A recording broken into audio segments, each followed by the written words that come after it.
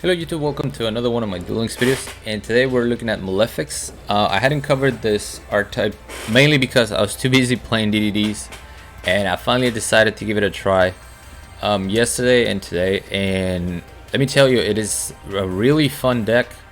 It does have some weaknesses, which is mainly our monsters all need a field spell in order for them to stay on the field. But we do have ways to protect our field spell, mainly using the Malefic territory. But if you're not familiar with the cards, basically all of them have very similar effects, which is you banish their normal their normal counterpart in order to summon them. So for example, in order to summon Malefic Rainbow Dragon, you have to banish a Rainbow Dragon from your hand or deck. Blue Eyes is a little bit of the exception because for Blue Eyes you have to banish from the deck, you can't do it from the hand. And then for Malefic Stardust Dragon, you have to banish a Stardust Dragon from your extra deck. Another way to summon them is if you have a Malefic Paradox Gear in the graveyard, you can banish the graveyard as the monster that is required to summon your Malefics.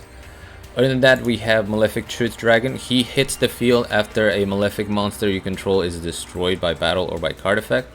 By paying half of your life, you get some Malefic Truth Dragon. 5,000 attack and defense beater, which is pretty insane. They also have the effect of you not being able to control another Malefic monster while they're on the field. That gets changed to you cannot control more than one with the same name if you have your Malefic World on the field. And also it makes it to where you can only attack with one Malefic monster and no other monsters when you control them. So they're a little bit restricted, but Malefic World and Malefic Territory help you out with that. Malefic Territory is an amazing card. When this card is activated, you can activate one Malefic World from your deck, so this boy. Neither player can target. While that card is in the field zone, neither player can target cards in the field zone with card effects. So Cosmic Cyclone can't target your Malefic World, which is good because you get to keep your field spell and they don't you don't lose your monsters. On the other side, any non-targetable removal will take care of your Malefic World, and then you're going to use your monsters. If you have more than one Malefic monster and something happens to your Malefic territory, your Malefics are gonna get destroyed, except for one. I don't know exactly how that happens. It came up in one duel. They used something to return territory back to my hand, and my Truth Dragon is what stayed on the field. But this was also the card that I summoned first, so I had him right in the middle, and the other two were destroyed. I'm not sure how that works, what the specific ruling is in there, but anyway, that's what happened. I'm running triple Galaxy Cyclone because back row is a huge pain in the butt for this deck. We have some monster removal in Malefic Claw Stream. As long as you control a Malefic monster, you can destroy a monster your opponent controls. But the Cyclone is there for the back row. I also like the fact that we can banish it to destroy a face-off spell and trap. Sometimes I would destroy my territory or my own field spell if I had another replacement, just to feed into Malefic Selector, which is hands down the best card in the deck. Banish 2 Malefic cards from your graveyard, add 2 Malefic cards from your deck to your hand that are not the Malefic cards you banish. So if you banish a Rainbow Dragon, you can't add a Rainbow Dragon. Amazing card. It's really easy to search with your Malefic World. You can just reveal all 3 of them, and then they pick one at random, but because it's all 3 of them, you get the selector. From then you can search into your Paradox Gear, which you can tribute. If you have a field spell, you can tribute this. Actually, if there's a field spell in the field, it doesn't even have 3 years. You tribute him, summon a level 2 Malefic Parallel Gear, and then add a Malefic monster to your hand. Parallel Gear can synchro with your hand. Actually, the only way to synchro with this is by using a Malefic monster in your hand. You can easily go into Alexander using Stardust. You can go into Onimaru using Rainbow Dragon.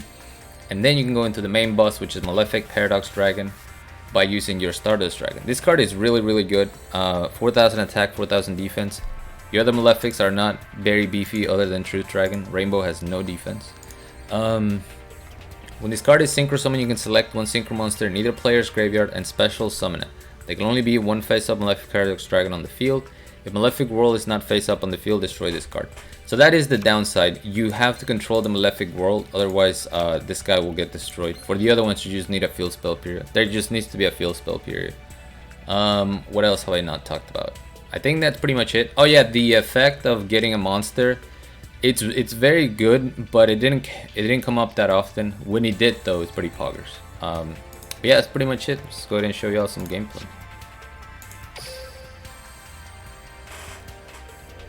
These replays are not as long, so I'm hoping the video will stay under 15 minutes. Last two videos have been pretty long. You guys are still watching it, which I really appreciate, but I know sometimes I talk too much. That was probably too long of a deck explanation, but if you're not familiar with the Malefics, you know, hopefully you understood them a little bit. So this is actually a mirror match. It's gonna activate Malefic World, which is fine. I'm gonna go ahead and activate my territory to thin the deck. I have a Malefic World, but this will activate it from the deck.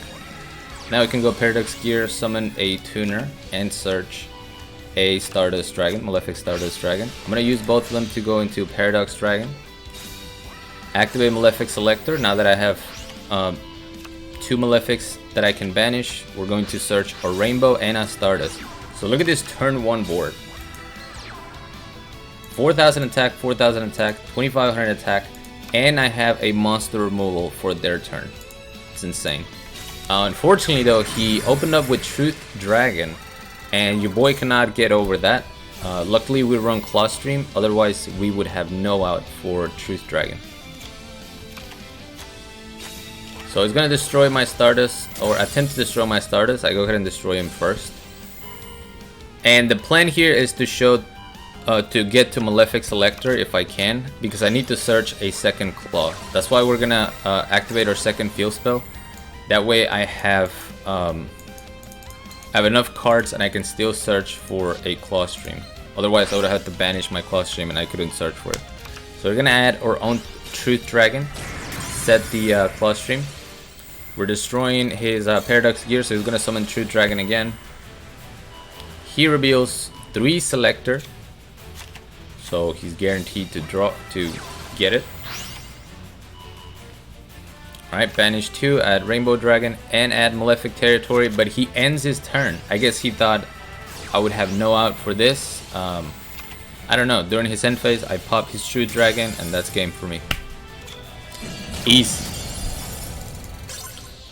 So good, man.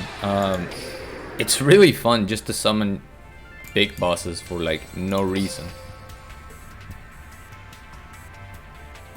That's the thing about that's why I'm not running Blue Eyes. It's a nice level 8.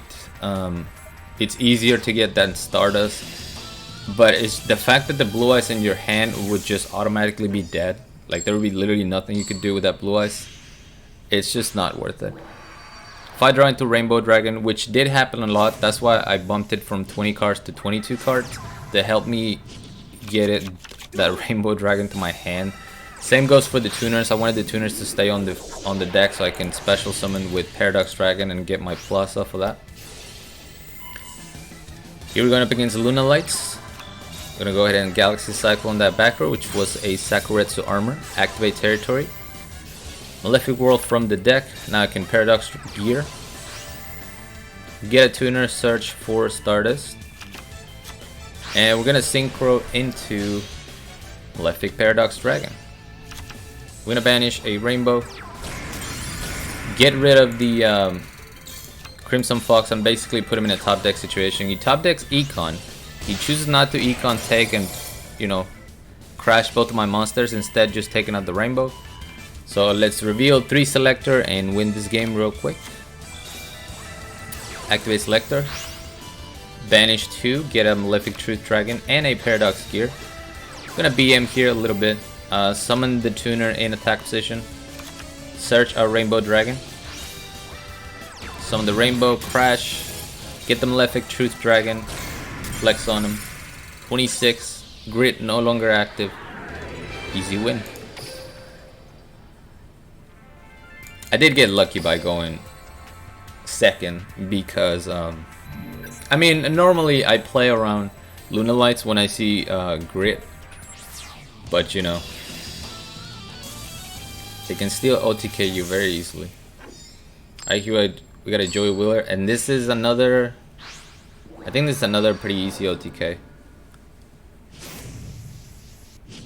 That's kind of like the best thing you can hope for with this deck, is your opponent not playing any back row, you go second, and then you use Newcomb. This time we're going first though.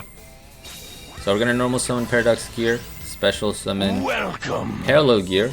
Thank you for that follow or subscription, whatever that was. This time, since I have the Truth Dragon, or I added the Truth Dragon, I'm not going to Synchro, because I didn't know what I was going up against, right? So he's just going to mill. He doesn't summon anything, sets no back row. That is a death sentence for the boy. So we're gonna reveal 2 Stardust and 1 Paradox Gear. Basically, I just wanted to guarantee the Stardust. If he selected the gear for me, then I can summon gear, summon another tuner, and get my Stardust anyway. Now we can use Selector, get another Stardust, get a Claw Stream, so we have a destruction during his turn in case we couldn't get over Grit. But we have Rainbow and we have Stardust Malefic, way over lethal, including Grit, and we get the scoop. Now this duel was probably my favorite. One, because I won KW, but the other one is I got to see a fellow Thunder Dragon player trying to figure out how we're gonna get through this ban list, right? He's still running 30 cards, but he's following the ban list. I believe he was running 3 Dragon Dart, no Charge the Light Brigade, and no Gold Sarcophagus. But look at this, man. I don't mind his deck at all. He's got regular old Thunder Dragon, so he's plussing like crazy. He's gonna use the Hawk to bring back the Thunder Dragon. Normal summon White Fox. Turn 1 Zeta. Not a bad turn 1. We actually are gonna have to play around the Zeta. Excuse me. Kind of held a burp there and it made a very weird sound. So we're gonna have the Claw Stream. There's no point in trying to synchro because Zeta can just, you know, get over us. I wanted to make sure I could destroy the Zeta before I make my plays.